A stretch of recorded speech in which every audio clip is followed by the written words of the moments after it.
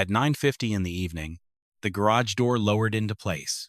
After that exact second, not a single soul could verify that Nancy Guthrie was still breathing. Fast forward to 2:28 in the morning, and she had completely vanished. Zero signs of a break-in. Absolutely zero bystanders. And not a single cry for help echoed through the neighborhood. The only clue left behind was footage of a disguised intruder making a beeline for the front door lens, perfectly aware of its location, shutting it down completely before dawn arrived. The following presentation isn't merely a recap of the established facts. Rather, it exposes the glaring disconnect between the official narrative fed to the public and the actual paper trail left behind. Local authorities announced the relatives were off the hook.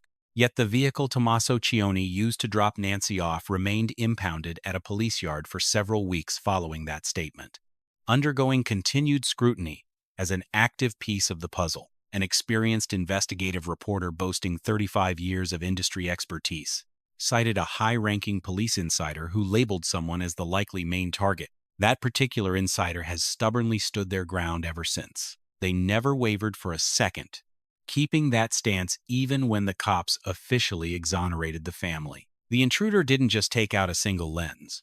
They methodically dismantled several recording devices across the premises, proving they possessed an intimate understanding of the home's floor plan. Tomaso Chioni holds the title of the final individual confirmed to have laid eyes on Nancy before she disappeared. He hung around outside her place, looking on as the automated door shut completely. Following that, during the 41-minute window prior to her extraction from the residence, an unknown event took place that authorities have yet to properly clarify. Detectives spent 3 solid hours combing through his property, walking away with items bagged up for testing, and promised they were still digging into him only to completely clear his name half a dozen days later. Regarding the genetic material, the county boss claimed proved innocence. There happens to be a massive scientific difference between hitting a system profile and doing a 1-to-1 test, something the department heads have completely dodged talking about. Furthermore, the federal sketch of the disguised perpetrator is so frustratingly vague it could match countless guys, and authorities have refused to confirm or deny if it aligns with Chioni's physical traits. We have 7 specific pieces of data, every single one backed up by paperwork and available for anyone to read. Yet, absolutely none of them have been put to rest. I am going to break down all 7 of these points individually, backing up every assertion with cold, hard proof. Once you finish watching this breakdown, it will make perfect sense why the shadow of doubt lingers heavily over this case, even with the police officially clearing the names involved. For the newcomers tuning in, our content tackles unsolved mysteries using a single, strict rule. We absolutely refuse to pass off wild guesses as the gospel truth. You will not find any theatrical nonsense taking the place of real clues here. Everything presented today is sourced straight from police briefings, legally authenticated lab results, Federal Bureau memos, and well-established media contacts. Our goal isn't to spin a narrative. We simply investigate.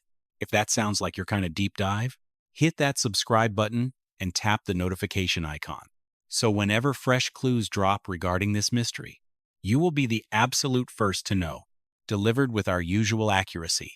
Let's rewind to step 1. As grasping the gravity of these 7 points requires, wrapping your head around the precise timeline spanning the evening of January 31st, straight through to the pre-dawn hours of February 1st, 2026. Grasping that specific time frame is crucial, since every single aspect of this investigation boils down to a gap lasting 41 minutes. Picture a Saturday night in the Catalina Foothills of Arizona, a wealthy, peaceful expanse of arid terrain situated just north of Tucson. It is the sort of community featuring massive lots between estates.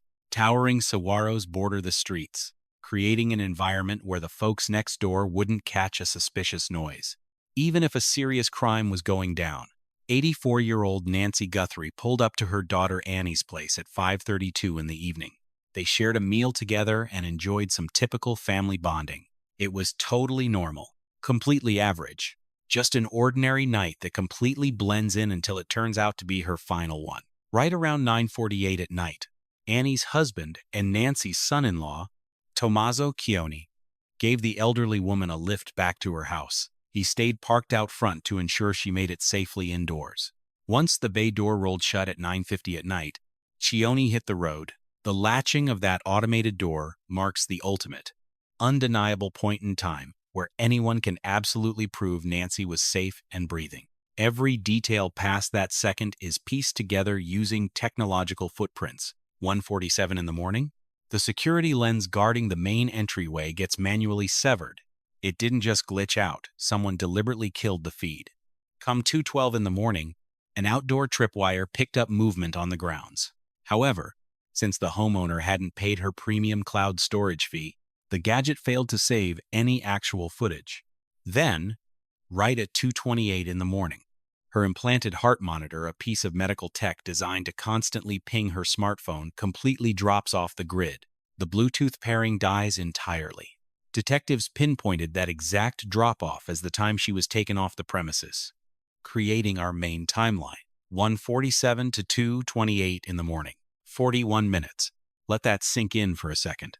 Barely 3/4 of an hour, stretching from a severed video feed to a dead medical signal. During that 41-minute stretch, an 84-year-old senior citizen suffering from severe cardiac issues, relying on a strict pill regimen just to stay alive, was abducted right out of her own living room. Sometime during that tiny gap, an intruder familiar with her security setup showed up fully equipped, sporting face concealment, hand protection, a rucksack, and a pistol holstered at their waist, executing an operation. The Pima County authorities officially labeled an abduction. You really have to wonder, how could a random stranger map out the exact blind spots of a residence they had supposedly never stepped foot in?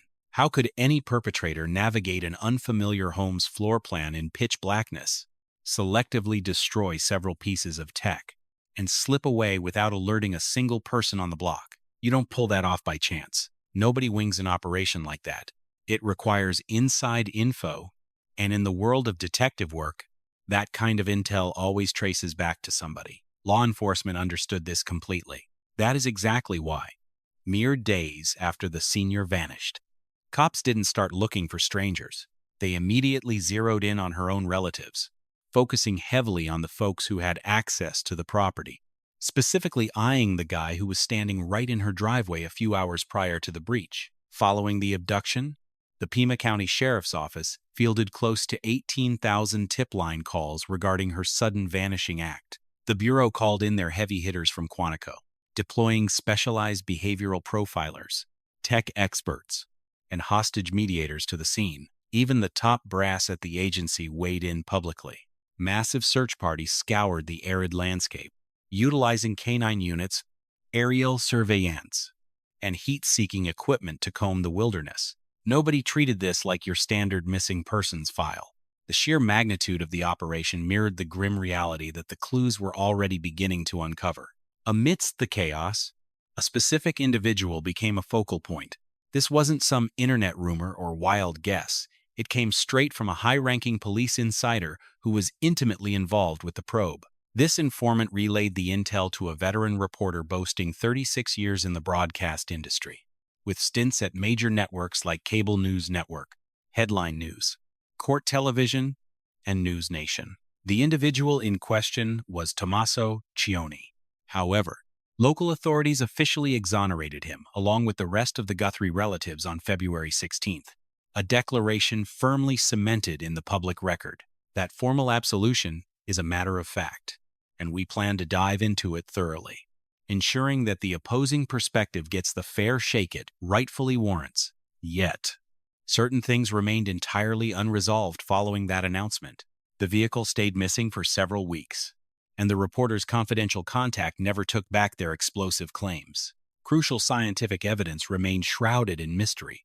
The glaring discrepancies between the official narrative given to the press and the actual paperwork were never ironed out. We have 7 distinct data points that might seem harmless on their own, brought together, though they weave a complex web that authorities have completely avoided tackling head-on. That exact inconsistency is the very reason we are diving deep into this mystery today. Stick around, as our first major clue kicks off right at the genesis of the timeline, a garage shutting at 9:50 at night, followed by a 41-minute gap that remains a total blank space. To truly grasp the magnitude of the loss on that evening of February 1st, 2026, you first have to know the woman at the heart of the story, Nancy Guthrie.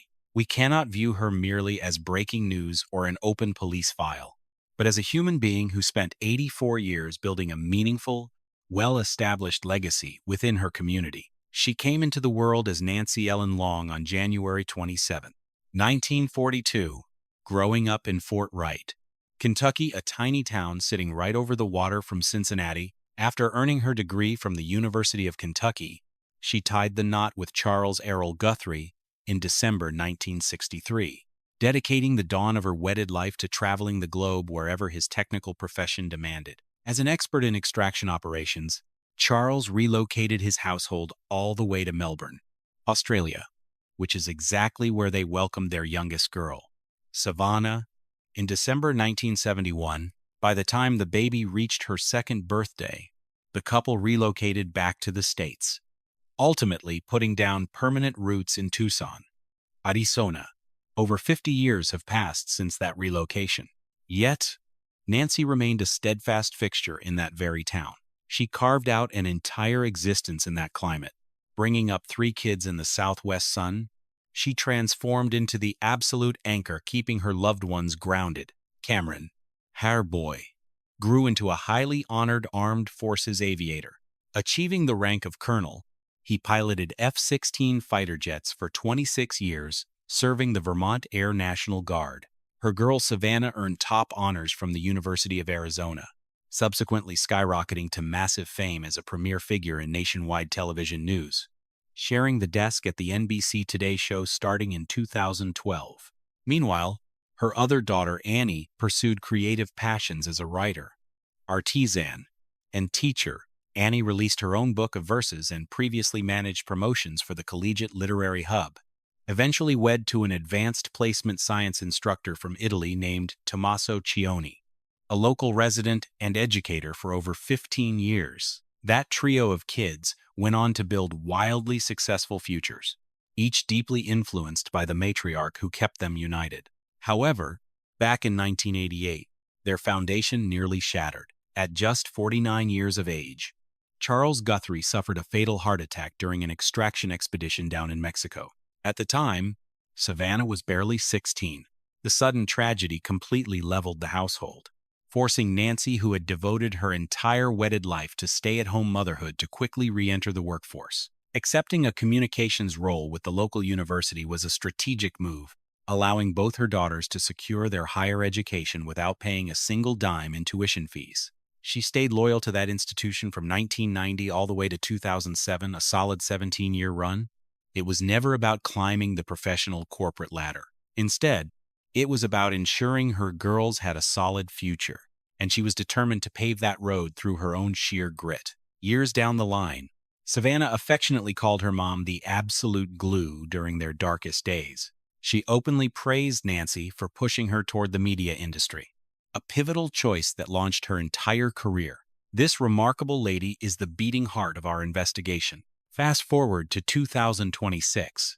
An 84-year-old Nancy resided solo up in the Catalina Foothills, a rugged, quiet neighborhood nestled just north of the city limits. The gorgeous area boasts sweeping vistas of the adjacent mountain range, offering a profound level of tranquility you just cannot find in typical urban subdivisions. Residences in that zip code sprawl across massive, acre-plus estates, with the houses themselves heavily shielded by thick, native brush and cacti. Once the sun dips below the horizon, the entire community becomes pitch black and dead silent. Nancy actually painted this exact picture during a November 2025 television broadcast, aired a mere 3 months prior to her vanishing. She absolutely raved about her town, describing the day-to-day vibe as incredibly relaxed, peaceful, and wonderfully slow-paced. Chuckling about the wild javelinas chewing up her landscaping, she presented as razor-sharp, heavily involved in her congregation, and totally lucid, though her aging body definitely presented some hurdles. Detectives quickly established right out of the gate that her ability to walk was severely compromised. noting she depended on strict daily prescriptions and a vital heart monitor that constantly synced data straight to her mobile device. There was zero chance she simply strolled off her property on a whim. The authorities made that fact abundantly clear to the public. Any theory suggesting she packed up and walked away by choice was completely tossed out within the first few hours of the wellness visit. Every single piece of forensic data collected the minute patrol officers breached the house, screamed one extremely specific scenario. Let us know where you are tuning in from today by throwing your hometown down in the comments section. This mystery has captivated folks across the globe, and maintaining heavy public scrutiny is exactly how we keep the heat on the detectives working the file. Every single Sunday, Nancy would log on for her online congregation gathering. Yet, when the 1st of February, 2026, rolled around, she never showed up. Someone from her fellowship realized she was missing and reached out to her relatives. That single conversation kicked off a massive chain of events. The scene awaiting law enforcement upon pulling up to her residence tucked away in the Catalina Foothills shifted the entire scope of the situation almost instantly. What began as a routine well-being check escalated into a missing individual bulletin, ultimately becoming a full-blown federal abduction probe all before dusk. The beloved matriarch, who dedicated 84 years to raising her loved ones, serving as a pillar in her neighborhood, and gently guiding 3 remarkable individuals, had completely vanished. Meanwhile, the crucial 41-minute time frame holding the answers to the perpetrator and their methods had quietly passed by hours before anyone even realized something was wrong. It was the morning of Sunday, February 1st, 2026, and the air in Tucson retained its early chill. A distinct tranquility hung in the desert breeze, typical of the Sonoran landscape right before the daytime temperatures begin to spike. That specific start to the day was when Nancy Guthrie would ordinarily be found exactly in her usual spot, sitting at her computer, participating in a broadcasted religious ceremony alongside her close pals who dependably met up online week after week. However, her video feed remained completely black that day. No message was sent, and she never logged on, leaving her peers waiting patiently. Eventually, they tried contacting her directly before ultimately phoning her relatives.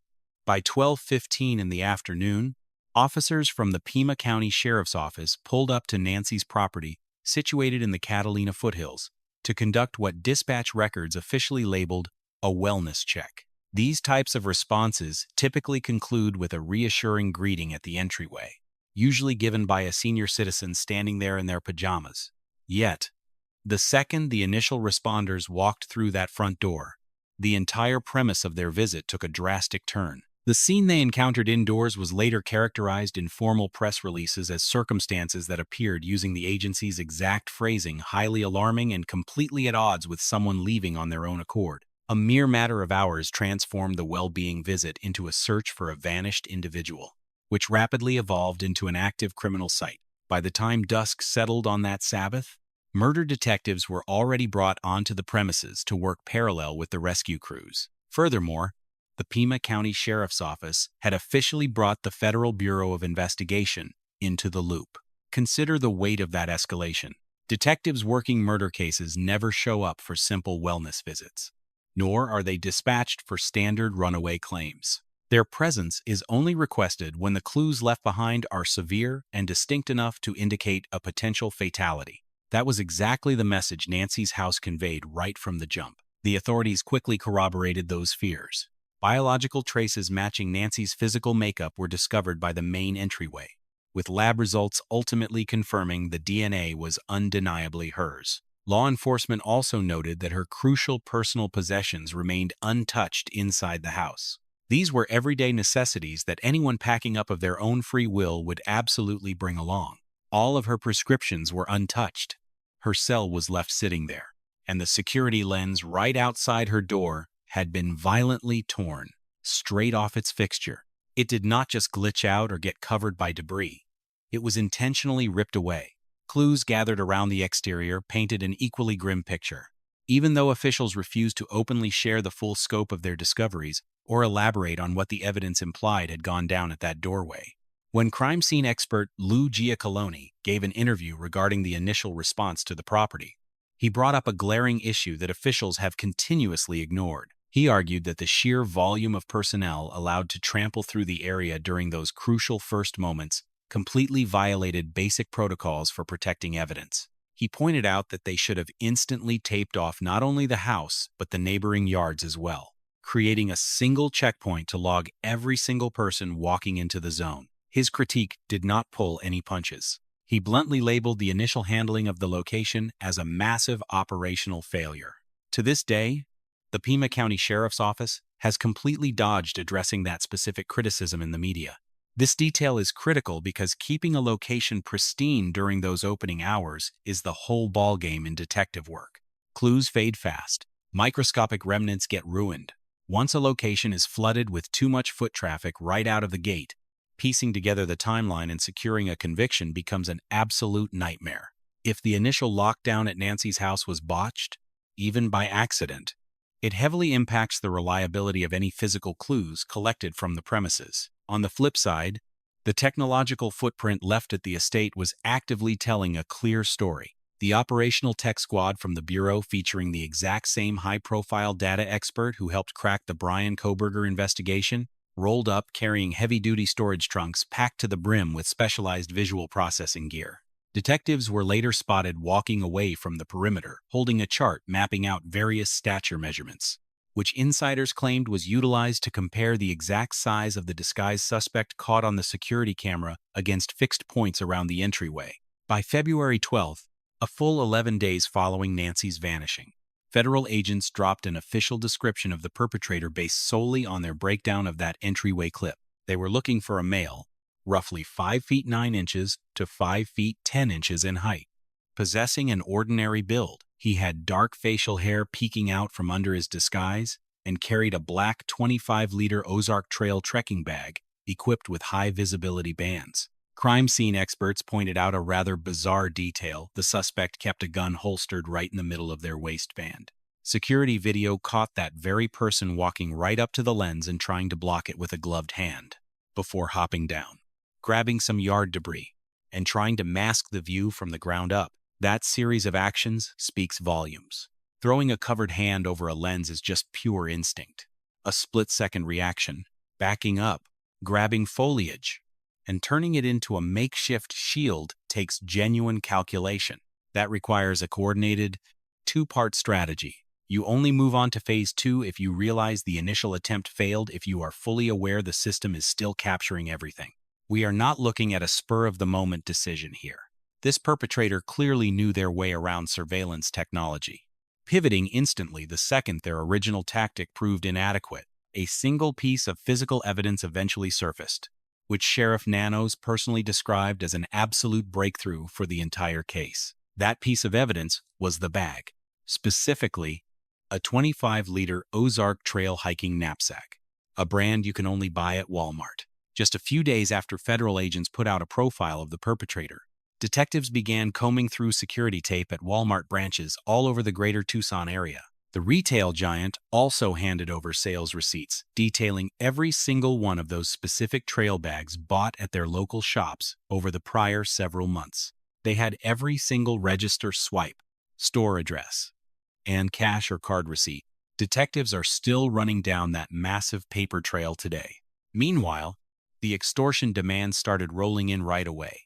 Several messages went straight to newsroom, including TMZ, KOLD News 13, and KGUN 9. The very first message demanded $6 million, specifically requesting digital currency. The perpetrators laid down a pair of cutoff times, but both of those ultimatums expired with zero money changing hands. A third message dropped shortly after, asking for a totally separate type of digital coin. According to TMZ, law enforcement considered the violent threats in this third letter to be incredibly gruesome. TMZ immediately handed those letters over to federal agents, while local county police assured the public they were treating the terrifying demands as a legitimate threat. To this day, authorities have completely kept quiet about who actually penned those extortion letters. Law enforcement still has not clarified if the ransom notes came from the actual kidnapper who took Nancy, or just some random troll trying to exploit the internet buzz. However, one fact was absolutely indisputable. From the very beginning, the clues scattered around Nancy's property painted a clear picture of a violent abduction. She did not trip. She did not have a sudden health crisis. And she certainly did not run away. An intruder arrived at her doorstep in the dead of night, heavily equipped for the job. The perpetrator executed a highly calculated scheme, navigating the pitch-black layout flawlessly without ever tripping the community security sensors. Yet the central puzzle detectives faced during those initial hours is the exact same mystery that continues to haunt the entire investigation today. The real mystery was not merely figuring out who possessed the physical ability to pull it off, but identifying who possessed that kind of intimate knowledge. By the time the first full week of the probe wrapped up, the investigative team had noticeably pivoted, abandoning their wide net in favor of a laser-sharp, dialed-in target. Instead of scouring the vast desert landscape, detectives took their crime scene kits straight to a neighborhood porch just a handful of miles down the road, spending 3 solid hours executing a search. Every single homicide detective operates by a non-negotiable golden rule. It is not just polite protocol, but the absolute bedrock of police work. You always start by clearing whoever spent the final waking moments with the victim, not out of sheer malice, but because basic deduction requires you to cross them off first. Detectives have to work outward from hard facts, and the undeniable timeline here kicked off with a garage rolling shut at exactly 9:50 at night on January 31st, 2026. Right as a local man named Tomaso Chioni drove off into the darkness of the Tucson streets. Take a second to really digest that detail, because the events I am about to lay out are completely factual, not just empty theories. We are looking at a hard paper trail of moments that remains completely unexplained to the public. Tomaso Chioni is a 50-year-old Italian native who has called Tucson his home for over 15 years. For the better part of a decade, he has made his living as an advanced placement biology and 6th grade instructor over at the base's Oro Valley campus. Friends and colleagues paint a picture of an incredibly loyal spouse and dedicated educator, simply a normal guy who found himself suddenly thrust into the middle of a massive federal manhunt and media circus. The authorities have never actually put him in handcuffs, nor has he ever faced a single formal accusation in a courtroom. In fact, the local Pima County police boss went on the record to completely exonerate both him and the whole Guthrie household on February 16, 2026. That exoneration is on the books as an undeniable, verified ruling, and we are absolutely going to dive deep into that declaration before wrapping up this segment. However, we need to look at what the concrete timeline actually reveals. Along with the massive glaring holes it leaves totally unanswered, the police precinct officially named Chioni as the final individual to lay eyes on Nancy Guthrie before she vanished.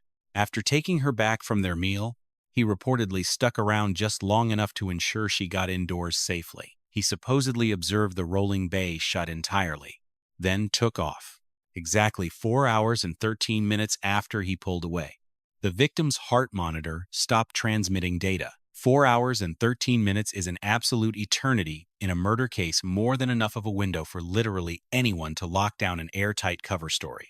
It provides plenty of time for detectives to definitively prove a suspect's location using cell tower pings, security tape, or just one reliable bystander during that make-or-break time frame between 1:47 and 2:28 in the morning. The top brass at the department pushed out their official exoneration memo on February 16th, yet the sheriff utterly failed to mention any cell data proving Chioni was somewhere else during that crucial 41-minute gap. The briefing never pointed to any camera feeds from alternate locations that could have verified the teacher's exact movements. The police chief refused to provide a single reliable person to back up the alibi, instead just blasting out a generic press release, stamping him as totally innocent. The real kicker here, the glaring question that law enforcement refuses to touch to this very day, is exactly what evidence allowed them to cross Chioni off the suspect list during that hyper-specific time frame. Is there any hard, verifiable proof showing exactly where he was? The moment that video feed cut out at 1:47 in the morning, we still do not have an answer to that. Keep that in mind as we look at the next piece of the puzzle, because this is exactly where the police narrative and the actual facts start clashing hard. By February 16th, the exact date investigators officially ruled out the relatives. The Puma County Sheriff's Office put out a very definitive press release, yet the car linked to Scion, the exact same one used to give Nancy a ride back to her place that evening, remained locked away in an impound yard, completely held back, strictly off limits, and still under active investigation. Whenever reporters grilled Sheriff Nanos about this specific ride during briefings, he chose his words incredibly cautiously. He brushed off the impoundment as nothing more than routine police work. According to him, taking the car fell perfectly in line with normal judicially mandated evidence collection. Noticeably absent from his remarks was any mention of handing the keys back after clearing the family, simply because it was still locked up. Come February 26th, a whole 10 days post-clearance true crime reporter, Brianna Whitney, broke the news that investigators were still digging through that impounded ride. The media pushed the Puma County deputies for answers, and the reply they got was both heavily scripted and highly suspicious. The only thing the department would go on the record to say was that the car was still considered an ongoing piece of the puzzle. They did not call it standard procedure, nor did they claim it came up clean. They just insisted it was still tied to the case. Think about the real-world implications of a statement like that. Normally, if a relative is ruled out and their ride is just a random item caught up in the initial sweep, police hand it back immediately since they no longer need it. Once the loved ones are officially off the hook, their property becomes useless to the case. You give it back, tie up the loose end, and shift your focus elsewhere, which is how standard police work normally operates. It is absolutely not normal to stash a car in lockup for weeks after exonerating its owner, all while telling journalists it is still crucial to the manhunt. You simply do not see those two realities overlap without cause. It strongly suggests the ride was hiding something, a speck of DNA, a stray thread, or some kind of physical clue that the lab techs were struggling to decode. Or maybe it tied into an angle the exoneration could not fully explain away. Officials never bothered to clarify either possibility, and they have stayed completely silent on it ever since. Plus, another small piece of the puzzle makes everything even sketchier. Back on the evening of January 31st, Scion did not merely drop Nancy off and speed away. Based on the exact timeline provided by the sheriff, he pulled his ride directly onto her driveway, parked, and made sure she walked through her front door safely. So we know for a fact that this exact car was sitting outside Nancy Guthrie's house the very evening she vanished from that location. It makes you wonder if crime scene techs were hunting for cross-contamination between the house and the interior, checking if the midnight abduction left any kind of microscopic footprint behind. Taking time to sweep the car is completely logical. What defies all logic, however, is the total radio silence from authorities after they cleared the relatives. Then, right at the start of March, a new piece of information drops that completely shifts the narrative without actually solving the mystery. Law enforcement finally gave the ride back to Annie Guthrie, ending the impound block once and for all. At first glance, it feels like case closed, except releasing property from a crime lab does not equate to a summary of what they actually discovered. Detectives generally do not just hand over seized items and casually broadcast the lab results to the evening news. So the ride went home. But absolutely nobody knows if that month-long deep clean actually turned up any viable clues. This brings us to the exact intersection where our first and second clues crash together into a giant question mark. Whoever laid eyes on Nancy Guthrie last has never actually had their whereabouts for that crucial 41-minute gap vetted or explained to the public. On top of that, the ride he used that evening sat in lockup for weeks after his name was cleared, only to be quietly handed back with zero context. The lab reports from that sweep remain completely sealed. We are left looking at two very real pieces of evidence, alongside two massive black holes in the timeline, and the department's exoneration letter addresses absolutely none of it. Any good detective case revolves around one main string. You can tug on it, either breaks the whole thing wide open or stays rock solid. For this mystery, that string is tied to 41 missing minutes in the dead of night. Add in a garage entrance, plus a ride rotting away in a police yard way past the moment the relatives were told they were out of the woods. But those are just the starting points, because right as crime scene techs were tearing through that interior, a totally different situation was blowing up on the other side of the city. An incident big enough to send deputies rushing straight to a porch with collection kits, where they ended up camping out for almost 3 straight hours. The date was February 3rd. 2026, exactly 3 days since Nancy Guthrie vanished from her property. At this point, the manhunt was firing on all cylinders. Trackers were combing the Badlands. Federal agents were glued to monitors. The Pima County Sheriff was handling non-stop media briefings, and the tip line had already crossed 10,000 calls. To the outside world, authorities stuck rigidly to one unified talking point. They claimed to have 0 targets, nobody on their radar, and a fully compliant inner circle, right up until Ashleigh Banfield fired up her microphone. Ashleigh Banfield certainly isn't a rookie in the news game, boasting a 36-year track record across major networks like CNN, Helen, Court TV, and News Nation. Throughout her tenure, she's reported on several of the nation's most high-profile crimes, establishing a rock-solid reputation based entirely on pinpoint, accurate insider information. During the February 3rd episode of her show, Drop Dead Serious, she leaned on an incredibly plugged-in police contact, someone she lauded as a long-time, flawless confidant who was directly looped into the ongoing probe. This particular insider dropped 2 major bombshells. Number 1, authorities had hauled off and secured Annie Guthrie's car for forensic testing, supposedly tying it back to Tomaso Chioni in some way. Number 2, the contact was convinced that Chioni could very well be the main target of the entire police inquiry. The veteran anchor chose her words very carefully, framing the allegations with a lot of caution. She stressed the word might and pointed out that relatives are universally the initial focus of any detective work. She went out of her way to clarify that these rumors were just theories floating around, rather than cold, hard facts. Even though she tiptoed around the legal implications, broadcasting those statements meant the cat was out of the bag suddenly. His identity was blasted out to a massive audience. By the next day, the Pima County Sheriff's Office fired back. They blasted out a statement to TMZ, completely shutting down every single allegation she had made. They insisted nobody was officially in the crosshairs yet, and they outright refused to verify any rumors about a confiscated automobile. Furthermore, the agency made it perfectly clear they had absolutely no idea where the podcaster was getting her intel. Addressing the media on February 5th, Sheriff Nanos slammed the broadcast as totally irresponsible, while simultaneously admitting that detectives hadn't officially cleared a single person. He literally said it himself, no one is off the table. Yet, he immediately contradicted that by insisting they didn't have a single named suspect or person of interest in their sights. Those are 2 completely contradictory stances. So you've got a seasoned reporter relying on a vetted insider going head-to-head against a top cop making official denials. Anyone watching this unfold naturally figures somebody has to be lying. However, you have to look at the events over the next 4 days, because that's when the timeline completely derails the idea of a basic clash of opinions. Fast forward to February 7th, 2026.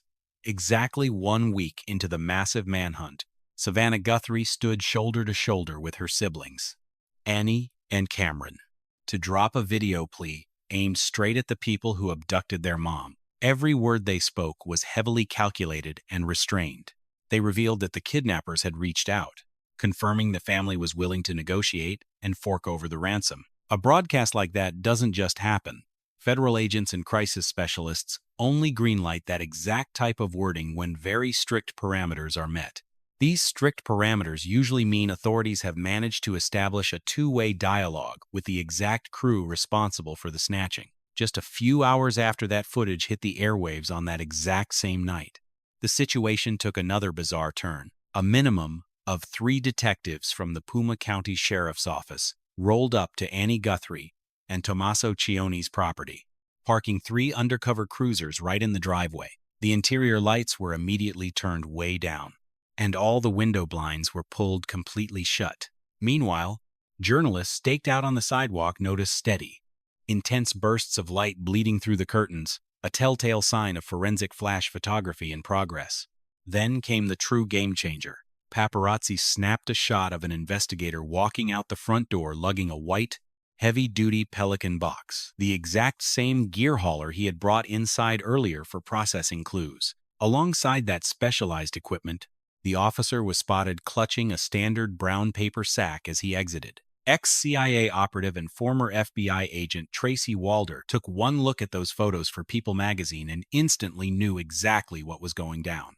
The white box is meant to hold crime lab gadgets, while the paper sack is textbook operating procedure for safely boxing up physical clues. That same evening, CBS News tapped into a pair of independent police contacts who confirmed that the raiding party was uncovering some incredibly useful leads from the sweep. Detectives zeroed in heavily on the property's garage, a spot located just 4 miles away from the victim's house, which Chioni, theoretically, had access to during the late hours of January 31st. According to various journalists staked out nearby, the cops stayed inside, tearing the place apart for roughly 2.5 to 3 hours. The final detective wrapped up and headed out slightly past 10:30 at night, tossing that paper sack straight into the rear of an unmarked car. Even as those cruisers drove off into the darkness, the Pima County Sheriff's Office stubbornly stuck to their original story. They maintained that no targets had been officially named, but you really need to pay attention to the ensuing events. Since the cops completely glossed over this chunk of the timeline when they ultimately handed out exonerations, by February 10th, exactly 3 days post-search, authorities released a press bulletin declaring that their deep dive into the Guthrie properties was extending overnight and into tomorrow. They weren't winding things down, they were digging deeper. The phrasing they chose was incredibly proactive, signaling that plenty of work still lay ahead of them. Crucially, this update hit the news wires a full 6 days before law enforcement officially took the relatives off the hook. So, how exactly does an independent crime scene expert interpret this bizarre chain of events? On one hand, a reporter's contact is throwing a very specific name under the bus, while on the flip side, the top brass is completely denying it. Then, instead of backing off, detectives swarm that exact person's home for a massive, multi-hour voluntary sweep, physically remove potential clues, and openly promise to keep hammering away at the property. Add to that a solid 6-day holding period between the police promising further action and the moment they finally declared the family innocent. And during that entire 6-day stretch, the actual outcome of that raid has stayed completely buried. Whether the lab found a smoking gun or absolutely nothing inside that garage, law enforcement has never breathed a single word about it to the press. When the official exoneration finally dropped on February 16th, it was crystal clear and left zero room for interpretation. Every single relative, in-laws included, got a totally clean bill of health. Yet, the cops never bothered to explain why, completely ignoring whatever secrets were bagged up and taken from the house. The statement completely glossed over the actual lab results. It left us totally in the dark about whether the items scooped up during that 3-hour sweep were ever put under a microscope and ruled out. They basically just handed us the final answer while hiding all the math. Whether you're dealing with hard science, investigative reporting, or the legal system, dropping a final verdict without backing up your process doesn't prove anything. It's just talk. We also need to talk about a specific piece of the puzzle that has flown completely under the radar but absolutely needs to be included in the official timeline. Right as detectives rolled up to Annie and Sion's place for that voluntary sweep on February 7th, authorities made a separate trip back to NY's house during that exact same weekend, where cameras caught them thoroughly inspecting the backyard waste system. Law enforcement has never offered any public explanation as to why they zeroed in on that particular spot. When detectives start tearing into a sewage system during an abduction case, they are hunting for a highly distinct type of biological trace. The reality that this inspection went down over the precise same weekend as the 3-hour sweep of Annie and Sion's property, and just days prior to officials promising to keep pushing forward with the probe, throws a huge curveball into the timeline that authorities still haven't touched on. On this platform, my promise remains the same. I will consistently present every single angle of the verified facts directly to you. You can't ignore the fact that they willingly let the cops in. Annie and Sion literally opened their doors without forcing police to get a judge's signature, which shows genuine compliance. It was clearly logged, totally crystal clear, and carries real weight. Folks trying to cover up a crime usually don't just hand over their property access and chill out while crime scene techs spend 3 hours picking the place apart. We have to acknowledge that piece of evidence and give it proper credit. However, Playing nice with the cops and getting officially cleared doesn't magically resolve all the physical clues. Those are two entirely distinct issues. It's totally possible to be 100% helpful while leaving massive question marks hanging over whatever the lab techs actually found during that helpful period. And to this day, nobody has given the public straight answers regarding the contents of that garage or the actual lab findings stemming from that February 7th sweep. Go ahead and let me know the current time in your neck of the woods down in the comments section. Viewers all over the globe tune into this channel and track these updates around the clock. Since the hunt for answers never takes a break, neither does our dedicated audience. The window stretching from February 3rd all the way to February 16th spans exactly 13 days. That makes 13 days straight between the second Banfield dropped Sion's name on national television and the instant authorities let the family off the hook. During that 13-day stretch, police honed in on him, scoured his home, completely tore through the garage, promised they'd keep digging into the property, and ultimately let him go without ever revealing what all that snooping actually uncovered. Let's be clear, this isn't some wild internet rumor. It's an official paper trail. And hard facts in a police file don't just magically vanish. The second authorities say somebody is no longer a suspect. We're currently looking at 4 major pieces of the puzzle. First, the final verified individual who spotted Nancy breathing. Second, the vehicle sitting under police lock and key for weeks. Third, that 3-hour sweep and the exact chain of events wrapping around it. And finally, the one massive detail that the official all-clear memo was never meant to explain the security system. Naturally, after all, the person who shut down that surveillance gear didn't just stumble onto a single lens. They had the entire layout of the property's security completely memorized. Let me point out a huge element that almost everyone entirely ignored back when that porch clip first hit the internet. Whenever authorities claimed the device was disabled on the evening Nancy vanished, using that specific term really downplays the reality of the situation. It paints the picture of some random tech glitch, making it seem like a completely harmless system failure. In reality, the technical data proves this was an incredibly calculated move, dropping massive clues regarding exactly who was lurking outside that front door. Someone literally yanked the power supply out of NY's Google Nest unit at exactly 1:47 in the morning on February 1st. Yet the hardware, being a Generation 2 model of the Smart Bell, actually packs a tiny bit of built-in storage as a backup, meaning it didn't instantly die the second the cord got pulled. Setting it apart from the older versions, the system immediately kicked over to its internal memory bank, successfully saving the video clips from being wiped out. That recording got shoved into a digital trash bin deep inside Google's cloud architecture, basically floating around in the leftover data, just waiting for new files to crush it. The intruder was completely clueless about that feature. They truly thought they wiped the tape clean, but they miscalculated big time. That specific screw-up, arguably the biggest blunder in the whole investigation, is exactly how detectives got their hands on the best piece of video footage in the entire file. Now let's break down exactly what this move reveals regarding the individual who pulled it off. Yanking the juice from a smart bell isn't some accidental twitch. Nobody just happens to brush their hand against a wall and blindly unplug a security lens while walking through the pitch black. It requires prior knowledge of the device's location, along with a clear understanding of exactly where the electrical hookup sits. A person has to actively choose to walk right up to the gadget and manually shut down its ability to record. That shows extreme purpose. It proves they planned ahead and perfectly mapped out the real estate. Keep that in mind as we stack on this next piece of info. However, the police insider speaking to Ashleigh Banfield never claimed a single lens got tampered with. That contact specifically used the word cameras with an S, meaning gadgets all over the yard got shut down. Not just the one pointing at the main door. Whoever did this crept around Nancy Guthrie's property during the pre-dawn hours, methodically neutralizing each and every security camera they knew about. You don't see that kind of calculated approach from a random criminal looking for a quick score. This was pure premeditation put into motion. We're looking at someone who had the layout memorized, flawlessly navigating the dark at 2 a.m. Despite the intense stress, only 3 distinct groups of individuals would hold such precise intel regarding NY's camera placements. Group 1 involves a person who frequently visited the inside of the house and naturally noticed where the surveillance devices were mounted. We're talking relatives, tight-knit buddies, or frequent company.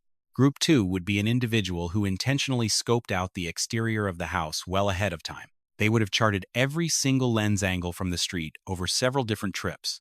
The final possibility is an outsider who was handed the exact blueprints by an insider who knew the property inside and out. Take all of those scenarios and compare them to the bombshell that Fox News verified toward the end of February. It was a crucial piece of evidence that barely made a blip on the radar. Even though it should have been the leading story everywhere, the FBI put out several Ring camera photos. But one of them was actually snapped on an entirely separate date.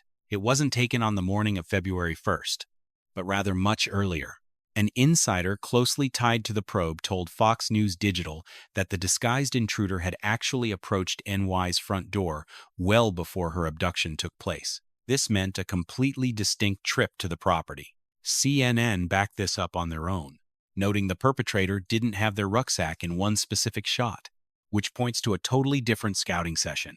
The local sheriff's department tried to dispute this by arguing the frames lacked timestamps, claiming any talk of an earlier scouting run was purely guesswork. However, the sources backing up both sides of this argument are officially logged and publicly available. From an investigative standpoint, what does an earlier trip signify? It proves the person standing at that door was already familiar with the turf. They weren't there to grab Nancy yet. They were just casing the joint, figuring out where the cameras were, mapping the defenses, and dialing in their exact path for the actual hit. Speaking on a senior FBI prep broadcast, criminal behavioral expert Mary Ellen Oul broke down the video with extreme precision.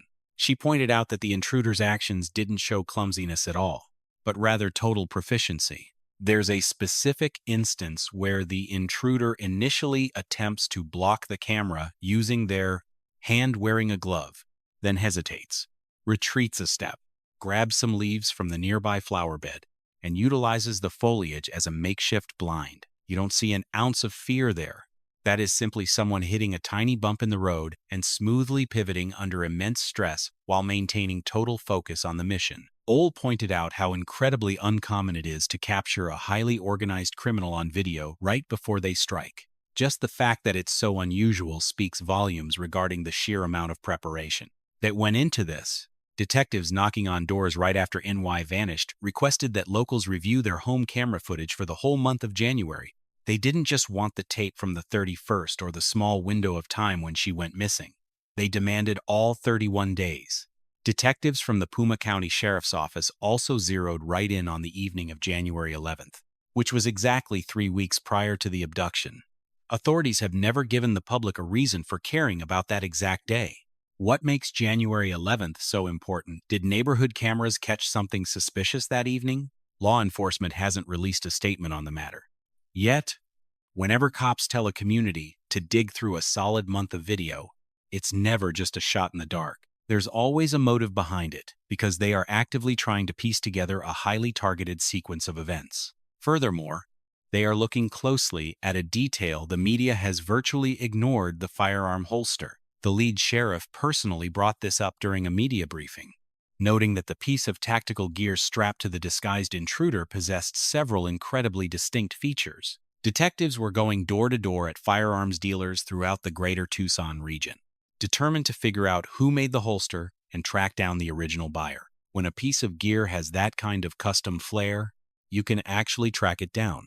It is way easier to follow than some off-the-rack knapsack, and way easier to spot than your standard winter ski mask. The moment detectives link that specific carrying rig to a precise make and model and tie that to a solid sales receipt, the suspect pool shrinks dramatically. Law enforcement is aggressively running down that exact lead right now. Moving on to what the guy actually looked like. On February 12th, the FBI put out their official breakdown of the perpetrator. A man standing roughly 5'9" to 5'10", with an ordinary frame, sporting dark facial hair poking out from under his disguise. It's a pretty generic rundown, and that's on purpose, mainly because the tech guys are pulling from clips salvaged out of deep server storage after the files were initially flagged for the digital trash bin. We aren't dealing with crystal clear footage here. These are digitally resurrected files. Federal agents managed to salvage whatever was possible. As for Tomaso, there isn't a single unclassified file out there that pins down his exact vertical measurements. Here is what we know for sure.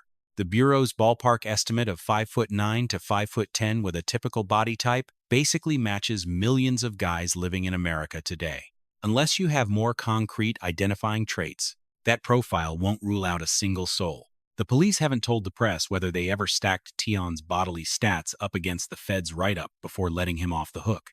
Nor have they shared if those numbers aligned or completely missed the mark. They cleared him of suspicion, but they completely glossed over the bodily comparisons. We also have solid verification on another piece of the puzzle that directly ties into the surveillance angle. An incredibly sketchy car was seen cruising around NY's neighborhood roughly 20 days prior to her vanishing. Authorities spotted the ride on nearby home security tapes and were busy hunting it down by the middle of February. 20 days beforehand, spotting that specific car hanging around the block for weeks leading up to the abduction, paired with proof that someone had already come up to the front door previously. The calculated takedown of several security lenses and a very unique firearm pouch detectives are currently tracking down. All paints a clear portrait of calculated intent starting long before the evening of February 1st. A person orchestrated every detail.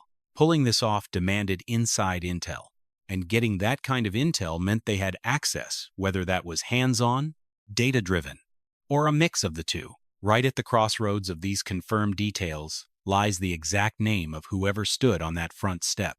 Those security devices weren't merely knocked offline. A person who already memorized their exact placements picked them off individually under the cover of night. Then there is the biological proof that the general public assumes completely rules out the relatives. The scientific truth regarding what those swabs truly reveal, and crucially, what they fail to prove, is the exact piece of the puzzle that flips your entire understanding of this inquiry upside down. Here is the exact point where the masses think any suspicion toward the household completely evaporates.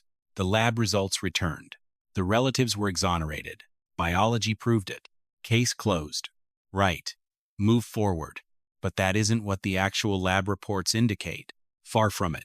Let me walk you through the reality of the situation and explain why the gap between the official press releases and the actual laboratory findings is more crucial here than in practically any other ongoing probe. The moment detectives pulled up to NY's property on February 1st, they failed to find even one uncontaminated biological specimen tied to just one individual. The material crime scene text pulled from the interior of the house was actually a blended genetic sequence, meaning biological traces from multiple people were mashed up together right where it was swabbed. The head of the department verified this on national television on February 19th, explaining to NBC News that the unidentified bodily fluids located indoors contained multiple markers. Enter CeCe Moore, the lead biological ancestry expert over at Parabon Nanolabs. That facility is widely considered one of the absolute top-tier crime labs in the entire country.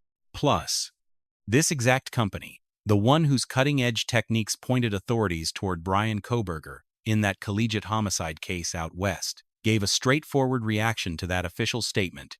She noted that overlapping genetic codes are totally normal whenever an assault involves violent, hands-on struggles. The expert never called it a botched sample.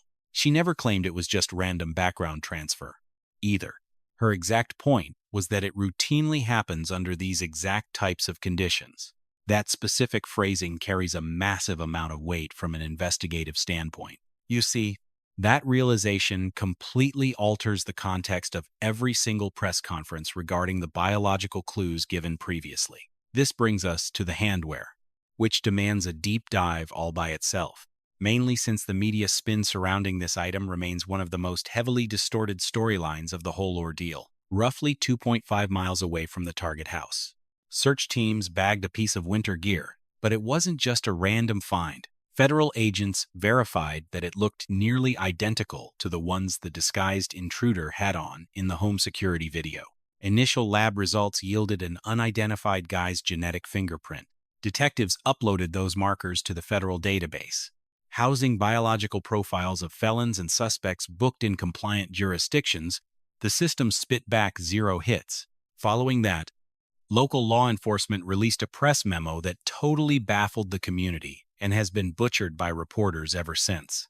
Authorities clarified that the swab from the fabric didn't flag anyone in the National Registry. while also stressing it didn't link up with the biological evidence pulled from the interior of the house. Two completely separate dead ends from two totally distinct sources. And that leads to a monumental scientific nuance that practically zero news outlets bothered to explain properly. The genetic traces on the handwear and the fluids discovered indoors didn't align with one another at all. What that really tells us is that detectives weren't just hunting for a single anonymous suspect. They were actually dealing with a minimum of two separate people the disguised figure caught on camera, plus whoever left their biological signature inside NY's actual dwelling. Officials have never gone on the record to say if those distinct sequences trace back to one perpetrator or point to multiple accomplices. Fast forward to the breakthrough that ought to have shattered every single theory regarding that specific piece of apparel. By the beginning of March 2026, major outlets like NewsNation and CBS independently verified that the genetic code on the fabric was finally tracked down. It didn't belong to the prowler or anybody tied to the crime, but rather a random line cook working at a local eatery, a total stranger with zero links to Nancy Guthrie, absolutely no reason to harm her, and zero value to the detectives. As it happens, the item had just been tossed aside like trash on the shoulder of the street. Crime scene techs bagged it up, ran it through the lab, bounced it off the federal database with zero luck, and chased down family tree connections until the whole thing fizzled out. Let that sink in regarding the broader scope of this probe. The very same item federal agents claimed looked like a dead ringer for the attacker's gear, the one that fueled weeks of headlines about a massive scientific break in the case, had absolutely nothing to do with the abduction. According to the lead detective's own words, it was merely one of around 16 similar items scooped up from the perimeter, with the vast majority simply being dropped by well-meaning locals helping comb the woods. That random piece of fabric sitting 2 miles down the road was never the smoking gun. It was a total ghost chase from day one. That specific genetic trace ultimately led to a dead end, leaving the most crucial biological evidence sitting untouched in a testing facility. At this very moment, the blended sample pulled straight out of Nancy's house. This is the exact same physical trace that the county's top cop hinted might belong to the perpetrator. It is a highly complex mixture that requires careful isolation, deep processing, and thorough evaluation before anyone can bounce it off a computer system or check it against a living person.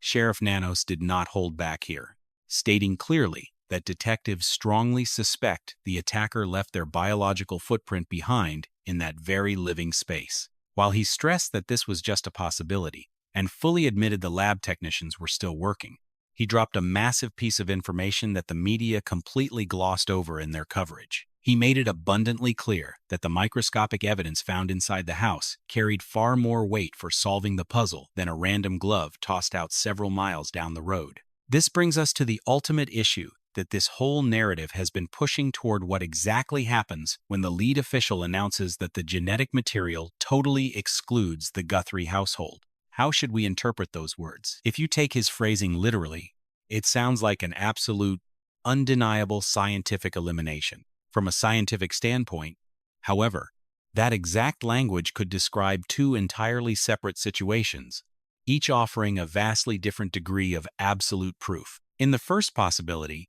detectives actually went out of their way to physically swab Tomaso Chioni and gather a baseline reference sample. They then handed that swab over to the technicians, along with the trace evidence gathered from the house, did a side-by-side look, and found zero connection between the two. That right there represents a hard, undeniable clearance. If investigators actually lined up Chioni's genetic markers directly against the biological trace found inside Nancy's place and saw two completely different patterns, then science effectively proves he could not have possibly dropped those cells at that particular spot. You simply cannot argue with the science. It firmly shuts the door on that theory. But then there is the second option. Detectives took the unidentified genetic fingerprint and plugged it directly into the National CODIS system, came back empty-handed, and then publicly announced the relatives were in the clear simply because nobody in that household had a prior arrest record that would dump their information into federal servers to begin with. This specific route provides absolutely zero insight regarding anyone whose information is completely absent from government hard drives. Not a single thing. An individual who has never been handcuffed. never been found guilty in court, and never tangled with the police simply does not exist within the CODIS network. Chioni possesses a spotless background. His biological markers are nowhere to be found in CODIS, meaning that striking out in that database does not clear his name whatsoever. All it actually proves is that the federal authorities never forcibly collected his genetic material during a past run-in with the law. Officials over at the Pima County Sheriff's Office have consistently failed to go on the record and specify which of these two exact situations played out in real life. They definitely stated the relatives were no longer suspects, pointing to CODIS and the distinct lack of a database hit to back up their claim. Yet they never explicitly verified to the press that Chioni's physical swab was laid side by side with the complicated biological mixture found right in Nancy's living room. That specific caveat happens to be the single most crucial scientific detail of the entire investigation, and it continues to sit completely ignored by the authorities. We also need to talk about another major piece of the puzzle, a web inquiry made right before Nancy vanished into thin air. An unknown user actively Googled the exact location of Nancy Guthrie's residence, along with how much money Savannah Guthrie makes. A fact that Fox News has fully corroborated. The precise moment that digital footprint was created remains a mystery to the public, just like nobody knows if detectives actually tracked down the phone or computer used to do it, or if they tied it to a living, breathing suspect. Looking up the exact location of a target right before a crime goes down is far from just some random, throwaway coincidence. This piece of data absolutely has to be part of the official timeline since it echoes the exact same concerns brought up by the surveillance footage. It brings up serious thoughts about who knew what, who was being hunted, and the intense level of premeditation involved. As we speak, technicians are actively testing the biological evidence taken from Nancy's house, with an independent facility out in Florida currently handling the material sent over by the Pima County deputies. This is running completely independent of whatever the federal agents are doing over at the Quantico lab. While the folks at Parabon Nanolabs dive deep into advanced family tree tracing, that happens to be the exact same company that managed to tie Brian Kohberger to those horrifying murders in Idaho using absolutely nothing besides a fragmented genetic sample and a public ancestry database. Even CeCe Moore has gone on the record stating she completely believes this cutting-edge ancestry work is going to unmask whoever left those cells behind. She made it clear that this is not a question of if, but simply when. And considering this investigation has been bogged down by agonizing delays at every turn from the video footage to the discarded bag, the weapon accessory, the extortion letters, the digital footprints, and the official suspect dismissals, the biological material inside that living room might be the sole smoking gun that nobody can spin, brush off as a fluke, or magically wave away during a media briefing. It is completely black and white. The profiles either line up perfectly or they simply do not.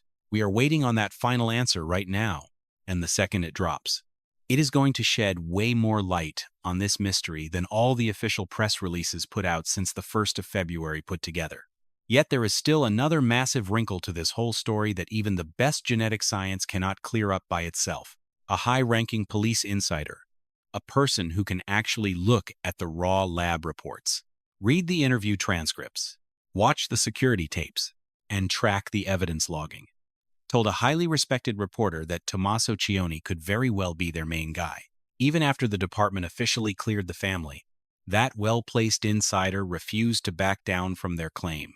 They held their ground through the sheriff's speech, through the formal elimination of suspects, and through every single development that followed. Figuring out exactly why an individual holding all the cards saw that official exoneration and still refused to budge remains the absolute biggest unsolved piece of this entire puzzle. When you are dealing with deep dive reporting, an insider taking back their word is far from just some trivial side note. It is an absolute earthquake that completely shifts the landscape. That implies the initial intel was totally off base.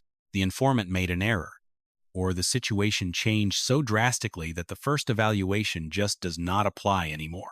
Anytime a high-ranking police insider, an individual holding verified, first-hand ties to a live federal case, releases a statement to the public via a respected reporter, only to see authorities formally clear the subject, they really only have a couple of choices. They can either revise their stance or double down on it. The informant working with Ashleigh Banfield firmly committed to that latter path, day in and day out. Back on February 3rd, 2026, Banfield shared some news on her show, Drop Dead Serious. She stated that an incredibly well-connected police contact, someone boasting a flawless reputation and first-hand insight into the case, informed her Tomaso Chioni might just be the main person of interest in the vanishing of Nancy Guthrie. She remained very cautious about throwing around the word might. She fully admitted that relatives are naturally the first people investigators look into. She clearly clarified that these were just theories instead of solid proof. Though the insider was completely legitimate, the details provided were highly precise, and the identity was out in the open. However, the Pima County Sheriff's Office rejected the claim, with Sheriff Nanos labeling the report as irresponsible during a media briefing on February 5th. That same agency mentioned to TMZ that they were completely clueless about the origin of those rumors. You basically had a pair of totally opposing narratives playing out in the public eye, with nobody backing down. Fast forward to February 12th. Banfield hopped on SiriusXM alongside Mediaite creator Dan Abrams. Abrams pushed her for answers, asking if anything new had surfaced. Did the situation shift at all? Banfield answered with absolute clarity. She noted that her contact had firmly backed that original scoop without wavering since the moment it dropped. She emphasized that the perspective formed the day following Nancy being declared missing remained exactly the same. After that, she threw in a detail that the mainstream media basically glossed over entirely. She mentioned her insider revealed that following the debut episode, once the story broke and Chioni became a household name, the internal focus among detectives actually intensified. It grew stricter, not weaker. Having that informant's viewpoint aired out for the world to see did not make the authorities pivot away from the target they were already scrutinizing. From what the insider claimed, it caused the exact reverse to happen. Take a second to really think about the implications there.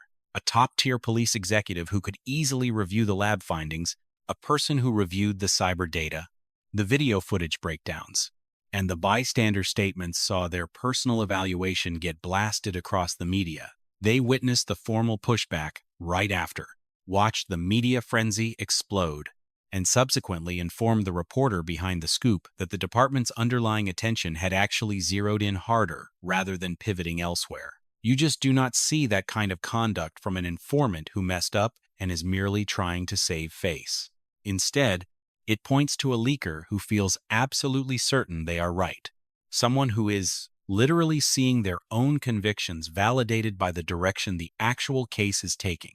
During that same February 12th interview, Banfield pointed out how various precise facts from her initial broadcast had ultimately been verified by outside parties. Numerous publications backed up the fact that the car was indeed hauled away and kept locked up as proof. Fox News Digital managed to separately confirm that tiny shards of glass were found right under the front-facing lens, suggesting that the device was violently smashed instead of just casually taken down. Banfield highlighted these two backed-up facts not to prove her insider was right about Chioni being the guy, but to prove the insider truly had top-level access. An informant capable of correctly leaking the car impoundment and the lens damage way before anyone else could verify them is undoubtedly holding legitimate facts.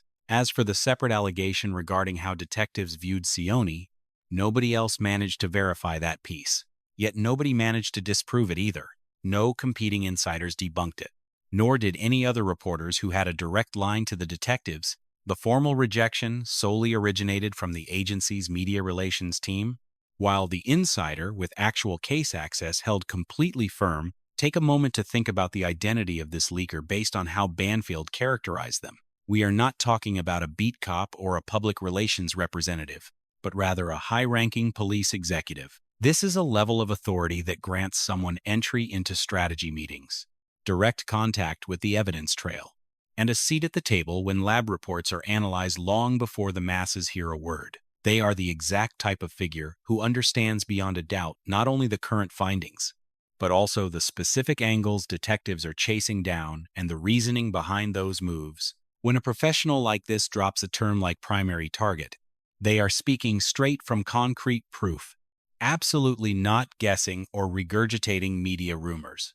Instead, They are basing it entirely on whatever they personally reviewed within the actual case documents. That brings up another issue that basically no one is pressing hard enough on.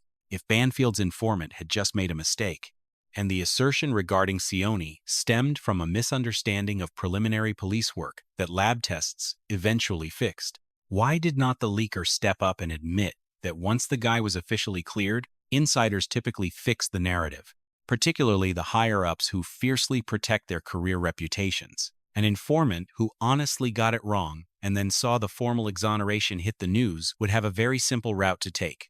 They would simply ring up Banfield, explain that the situation shifted, and set the facts straight. None of that actually took place. Furthermore, Banfield went on the record to verify that it never occurred.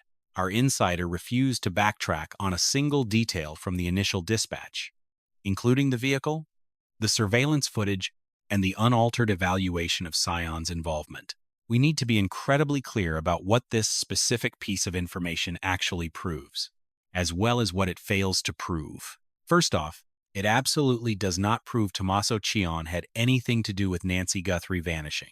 It doesn't cancel out the formal exoneration issued by the Sheriff's Department. This isn't an indictment, a formal arrest, or a proven conclusion. Instead, it confirms the following reality. A high-ranking police authority with direct ties to the case developed a targeted theory regarding one particular person, and they stuck to that belief even after the department publicly cleared him and lab tests kept running, even as the active probe dragged out for over 4 weeks. This official refused to back down from their stance. We are looking at a proven, documented certainty that remains completely available to the public, yet nobody has ever bothered to clarify it. The department's formal exoneration completely ignored it, and not a single insider with the same level of authority and clearance has stepped up to dispute it. Getting cleared by police is not the same thing as a jury's ruling. It merely represents an investigative update at one distinct moment, relying entirely on whatever clues were accessible right then. But clues constantly evolve. Police inquiries continuously shift and change. Lab technicians are still actively working on the forensic genetic genealogy for the blended DNA sample pulled from inside Nancy's residence. Detectives are still trying to track down the holster's origins. Authorities haven't given any public update about that sketchy car spotted 3 weeks earlier.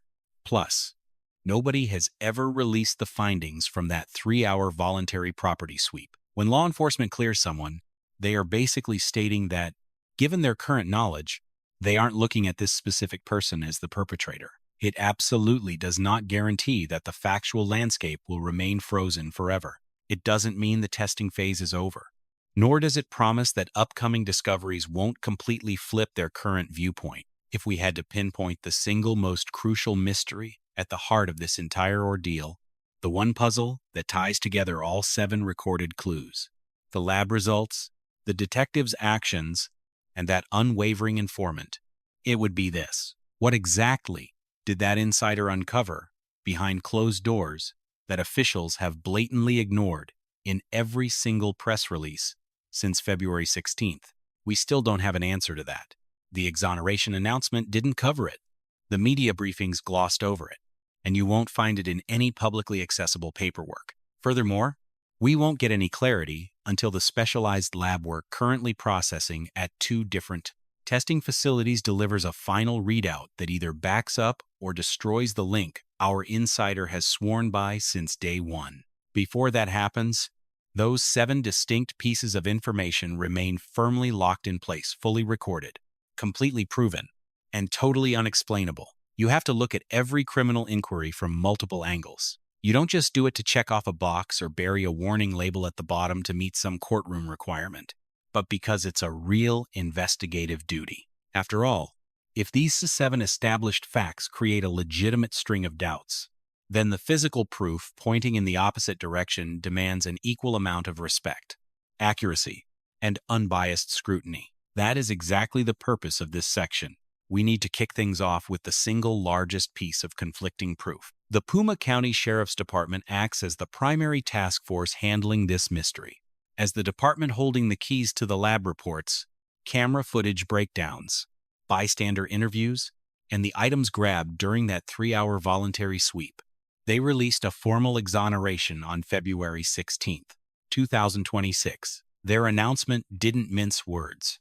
They explicitly stated that the entire Guthrie household, including brothers, sisters, and their partners were officially ruled out as potential culprits, offering zero loopholes or vague phrasing. The authorities running the show firmly declared that these relatives have been incredibly helpful and polite, firmly cementing their status as collateral victims. That stance is officially on the books, holds serious weight, and hasn't been walked back or adjusted in the slightest.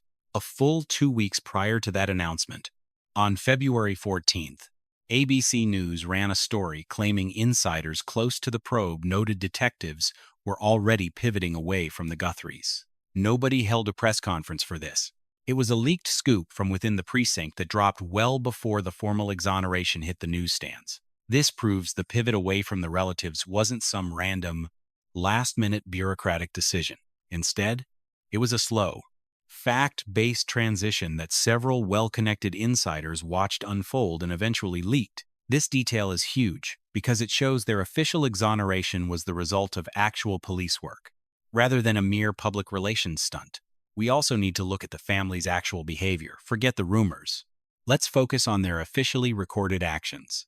Both Annie and Sion voluntarily agreed to the property sweep on February 7th, completely waiving the need for detectives to secure a judge's signature. They unlocked their front door, threw open the garage, and allowed officers practically 3 hours of free rein over their house, only to continue assisting the police the very next morning. People who are hiding dark secrets simply do not act like this. In massive criminal probes, defense lawyers explicitly tell their clients to refuse voluntary searches under all circumstances, because those constitutional protections are there for a reason. Yet, Annie and Sion freely gave up that right. Furthermore, the relatives put up a blind, no strings attached bounty of $1 million for any tips that could bring Nancy safely home. $1 million?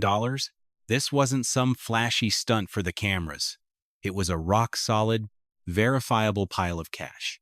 The financial sacrifices families are willing to endure during a search speak volumes, far outweighing the actual price tag of the hunt. Broadcasting from her spot at NBC and her own Instagram account, Savannah delivered a direct message to her mother's captors, entirely skipping any theatrical sorrow for the media. She simply pleaded her case, reminding them that making the correct choice is always an option, no matter how much time has passed. You could hear the desperate hope in her words, the sound of a child clinging to the faith that her mom would walk through the door again. Think about the other angles detectives were chasing at the exact same time, since official records clearly prove they weren't solely zeroed in on the family. On February 10th, FBI Director Cash Patel made a personal trip down to the Tucson headquarters, openly declaring that his team was tracking several potential suspects, expanding their scope across various different paths instead of just a single avenue. Later that very night, authorities pulled over a courier named Carlos Palas, roughly 60 miles below Tucson, catching him in Rio Rico right by the Mexican boundary. Detectives carried out a judge-approved raid on his residence, triggered by an unnamed caller who noticed he looked a lot like the guy in the Ring camera clip the feds had just published. Palas was completely compliant and walked out free the next morning, later telling the press he didn't know Nancy Guthrie from Adam and had absolutely nothing to do with her vanishing. Law enforcement verified they had finished combing through his place and were shifting their focus elsewhere. Fast forward 3 days to February 13th, when a completely different guy was taken into custody while cops raided his house. 37-year-old Luke Daly, a man with a criminal record, lived a mere 2 miles away from Nancy's neighborhood. His attorney, Chris Celeppy, backed up the fact that authorities held both Daly and his mom while tearing through their place. Yet neither ended up behind bars. Celeppy made it clear they were complete strangers to Guthrie, and detectives let them go right after finishing the property sweep, marking a pair of roundups and 2 home inspections, which both ended with 0 indictments and steered the manhunt far away from anyone related to the Guthrie household. We also need to talk about Dominic Evans, a footnote barely mentioned outside one specific New York Times article, yet completely essential for telling the true story of this investigation. Working as an educator and a drummer, Evans happens to share the stage in a music group alongside Tomaso Chioni. While the search was fresh, Internet sleuths, the armchair detectives who rely heavily on cropped images and wild guesses over hard facts, painted a massive target on his back. Relatives were harassed. His everyday routine was shattered, and he was totally innocent, making him a perfect cautionary tale rather than just an afterthought. He represents the collateral damage of throwing legitimate case details into the meat grinder of social media, where journalistic integrity and consequences flat out do not exist. The local sheriff condemned the web's witch hunt against the victim's relatives, labeling the rumors both vicious and entirely incorrect. Watching the exact same nightmare unfold for Evans and his loved ones proved how destructive these mobs can be and why having actual proof is so crucial. On top of all that, we have the fake ransom demand. On February 21st, 2026, federal prosecutors indicted 42-year-old California resident Derek Calla for firing off a bogus extortion threat. This completely fabricated text went straight to Annie and Chioni's devices, insisting he knew where Nancy was and demanding cash. Federal agents pinpointed Calla's location in a matter of days, slapping cuffs on him for violating national blackmail and scam laws. He knew absolutely nothing about the missing woman. He was simply a vulture trying to squeeze a quick buck out of a grieving household. Law enforcement and prosecutors swooped in on him at lightning speed, showcasing the massive government power behind the manhunt and the high-tech scrutiny they gave to every single tip, whether it was real or totally fake. When you zoom out from individual theories and examine the entire factual map, a very different narrative emerges. Relatives fully cooperated with law enforcement at every turn, allowing their homes to be searched, putting up reward money, and keeping an open, steady dialogue with the media. Authorities formally ruled them out as suspects through a rigorous gauntlet of scientific testing, video breakdowns, speaking with bystanders, and gathering physical clues. Detectives chased down a ton of different angles all at once, stretching from a delivery guy down by the Mexican line to an ex-con just 2 miles away from Ground Zero. A fake extortion plot was hunted down and taken to court in just a few short weeks, proving just how intensely the crime lab scrutinized every breadcrumb. While ABC News insiders revealed that detectives were already crossing the relatives off their list long before the official announcement dropped. This well-documented alternative narrative demands just as much attention and meticulous review as the initial 7 puzzle pieces we discussed. Assuming Tomaso Chioni was genuinely innocent regarding Nancy Guthrie's fate, and assuming those 7 key points just boiled down to bad luck, weird timing, and regular police work, the hell he went through is staggering. A reporter dragged his identity into the mainstream media spotlight by the 3rd day of the hunt. Cops tore through his house and garage, impounded his vehicle for lab tests, and let millions of internet strangers brand him guilty based on half-baked rumors. Even his fellow musician caught death threats, which is a very real, measurable toll. So if the lab results finally prove he never had a hand in this tragedy, that massive burden needs to be permanently etched into the story right next to the rest of the facts. 2 realities can easily be true at once. Relatives might have zero involvement, yet the lingering doubts remain entirely valid. Official exonerations might hold weight, while reporting on those glaring inconsistencies is still completely sound investigative work. One fact doesn't cancel out the second. They both deserve their place in history, and both demand our attention. Confronting what else remains lingering 33 days since Nancy was taken from her residence, an outcome that simply hasn't materialized yet. Forensic teams are actively examining the blended genetic samples found indoors, while technicians continue running the firearm accessories background check. Ancestral DNA tracking remains underway right now. Hidden within that upcoming data lies the exact truth needed to bridge the divide, separating the official narrative from the hard evidence. The truth is finally on its way. Now, the sole remaining mystery is if searchers can locate Nancy Guthrie prior to those revelations dropping. 33 days. That marks the exact time frame since that automatic bay shut at 9:50 at night on January 31st, 2026. Then, the entire existence this 84-year-old woman spent her whole lifetime creating just vanished into thin air. 0 suspects in custody. Absolutely no signs she survived.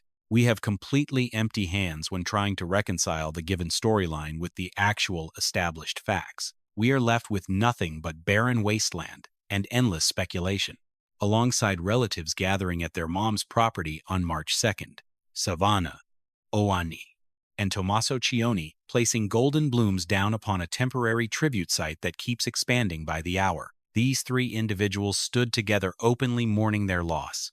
Meanwhile, operating quietly in the background at an independent testing center down in Florida, alongside federal investigators up at Quantico, Virginia, high-tech equipment is currently churning through cellular evidence that could ultimately, upon completion, solve the central mystery this entire investigation has revolved around starting February 1st. It is time to gather all 7 critical elements together into one clear picture. We aren't here to declare guilt or make wild guesses. Rather, we want to lay out precisely what the established evidence proves right now. That final individual verified to have interacted with a living Nancy Guthrie chauffeured her to her house, observed the carport shut, then took off. His personal whereabouts during that crucial 41-minute gap, stretching from 1:47 to 2:28 in the morning, remains completely unconfirmed and entirely unexplained to the general public. Furthermore, the very car he operated during that evening sat for weeks, parked away inside an impound yard, even following an official exoneration announcement. Authorities eventually gave the automobile back without ever revealing a single detail regarding what the sweep uncovered. Detectives spent a solid 3 hours thoroughly sweeping his living quarters with his permission, hauled out multiple containers filled with potential clues, openly promised the media they would maintain an active presence at that location for days. Yet ultimately dropped him as a suspect 6 days later without clarifying what they found. That disguised intruder who snatched Nancy out of her own house was completely aware of the various surveillance lenses and methodically knocked them out.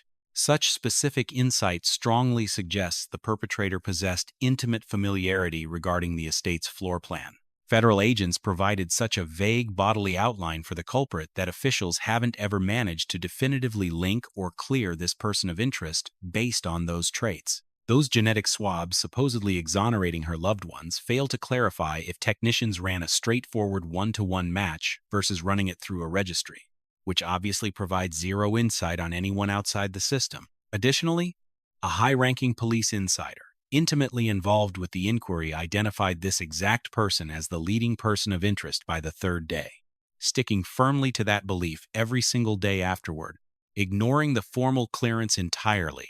7 distinct facts, with every single point backed up by concrete records. You can look at every item currently resting within open files right this second. The formal exoneration press release completely ignored all of them. Here is exactly what the current state of the inquiry looks like right now.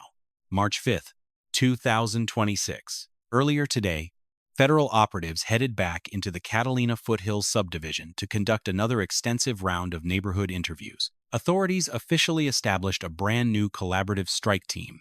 4 specialized investigators alongside a ranking officer belonging to the Puma County Sheriff's Murder Division packed up and moved over to the Federal Bureau's Tucson headquarters. They are zeroing in on this specific file exclusively prior to this morning. Pretty much all the sleuths operating under the Puma County Sheriff's umbrella touched this massive inquiry at various stages. That approach was completely unmanageable for a precinct responsible for policing a massive jurisdiction. Creating this dedicated unit leaves a smaller crew handling the paperwork. However, the officers left standing are the absolute most brilliant, seasoned minds available. Now operating within federal walls and utilizing massive assets no local precinct could possibly manage alone. We aren't watching an investigation freeze over. Instead, officials are totally reorganizing their strategy to prepare for a marathon. While chatting with NBC News just a few days ago, Sheriff Nanos dropped a very deliberate string of words. The top brass stated his team is absolutely making headway. He didn't say maybe. He didn't say hopefully, he guaranteed it. He expressed absolute certainty and complete trust that they will crack this mystery. He openly shared his own conviction that Nancy Guthrie remains alive right now. These aren't throwaway lines. They come straight from a commanding officer reviewing confidential files hidden from civilian eyes, deliberately picking his vocabulary while addressing the entire country.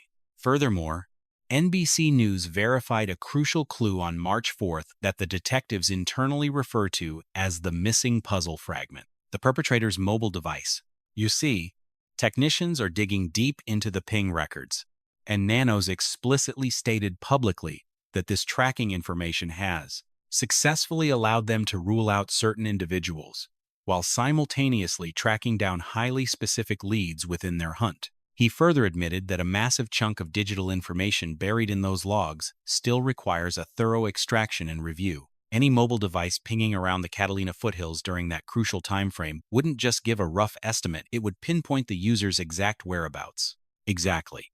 By mixing tower triangulation with past tracking logs from a phone company, investigators can map out a gadget's real-world spot down to just a few feet. Assuming this digital trail is out there, and detectives are pretty sure it is, you are looking at hard proof that nobody can brush off, write off as a fluke, or spin with some PR release. At the same time, the FBI has scooped up roughly 10,000 hours of tape from around the local block. We are talking doorbell lenses, smart home feeds, business security setups, and even footage off cars. That is 10,000 hours of tape getting scrutinized second by second as we speak, using digital upgrades on clips that barely captured anything clearly. Somebody nearby had a smart doorbell that caught a car tearing down the street right around 2:30 in the morning on February 1st, exactly 6 minutes after NY's heart monitor stopped transmitting. Authorities are busy tearing apart that clip and investigating that ride at this very moment. Man, pulling on almost every single scientific clue in this hunt just led to bigger mysteries, except for one thing. That glove? That piece of clothing perfectly matched a food service employee working nearby who had zero ties to the crime. Meanwhile, all the other leads are still pending. They are still working on the blended genetic material found inside the house, dealing with what the lab literally called an intermingling issue. Detectives are still trying to track down the firearm accessory through local Tucson firearms dealers. Also, experts are still crunching the mobile tower pings. Then there is the book bag. They have got the big box store receipts, are checking second-hand buyers, and are still hunting for that sketchy car spotted on tape 20 days prior to her vanishing. That earlier doorstep encounter got backed up by contacts at Fox News and CNN. Though the local cops dispute it because the digital tags are gone, none of these clues are cold. They are very much alive. Whenever each piece finally clicks into place, it will either solve a puzzle or just create a fresh mystery. So, let's look at the 5 major mysteries that nobody has ever cleared up and that law enforcement refuses to talk about publicly. Who has a rock-solid excuse for that missing 41-minute gap, and what exactly turned up during that 3-hour voluntary sweep of the parking structure? Did they ever physically match a certain suspect's swab against the blended genetic sample pulled from the house? Or did they just let someone off the hook because a system check came up blank, which happens when someone has never been arrested before? Does the body type of the final guy proven to be with Nancy before she vanished line up with the FBI sketch? Or does it completely clash? Finally, why would a high-ranking cop who has total inside access to the hunt still stick to their initial theory, even after the suspect got publicly cleared? These 5 points are not just wild guesses. They are the natural conclusions you draw from the paperwork we actually have. This stuff has been out there for everyone to see since February. Nobody has given straight answers, and someone absolutely has to. Plus, there is another crucial piece to this puzzle. When day 24 rolled around, Savannah Guthrie dropped a clip that practically froze the whole nation. She mentioned it had been 24 days since their mom got snatched out of her house during the dead of night, adding that every single ticking second and sleepless evening was pure torture. She claimed her relatives were still holding out hope for some divine intervention. Yet right after that, she uttered the heartbreaking sentence no kid should ever have to speak into existence. She admitted her mom might have already passed away and could be up in heaven with the God she worshipped. Then she dropped a line that hits way harder now, especially considering everything we have mapped out across 10 chapters on this channel. Her exact words were to take this as a sign if you've been hesitating on the sidelines, begging whoever it was to just step up and spill the beans. She asked them to help get their sweet mother back. That wasn't just a blast to the masses. She was aiming that at one particular individual, a person who actually has the real story, the exact guy who has been tracking the news and weighing the pros and cons of keeping his mouth shut versus spilling the tea. Somebody holding on to hard facts. With over 20 years in the news business, Savannah Guthrie totally understands how to thread the needle between a mass broadcast and a personal message. She picked those exact phrases for a very clear reason.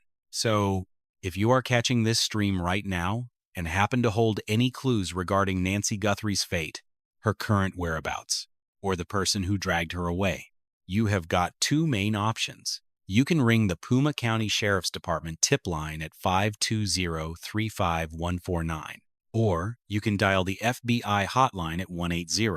Call FBI. There is a cool $1 million waiting in untraceable cash. Completely off the books. The Guthrie crew put that promise out there for the world to see. And trust me, they have got the bankroll to back it up. All it takes is a single ring, one little detail, or just a lone guy figuring that honesty outweighs their fear. Meanwhile, that disguised figure on the porch cam remains a total ghost. They are still crunching the blended genetic profiles from NY's place, and experts are still combing through those mobile tower pings, right at this very moment. Federal agents are operating an active command center out of the Bureau's Tucson headquarters, chasing down confidential leads completely hidden from the public eye. Local law enforcement insists they are inching nearer to the truth, while lab technicians continue processing the forensic evidence. Out there, whether right around Tucson or far outside the city limits, a specific person holds the absolute truth about the events tucked inside that 41-minute window. We have 7 concrete clues, 5 lingering mysteries, and a single missing woman who desperately needs to be found. This investigation remains wide open, and our team will keep tracking every single development. Make sure to follow the channel and turn on those notifications. The moment those genetic tests are finalized, once the mobile pings are fully mapped out, and the second a major development hits, we will deliver the updates straight to you.